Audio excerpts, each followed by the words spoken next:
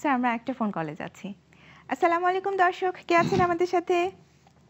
ভাই আমি এন্টাস ঢাকা থেকে বলছি। জি। আমার নাতি, ছেলের ছেলে। আচ্ছা, জি। বয়স কত ওর?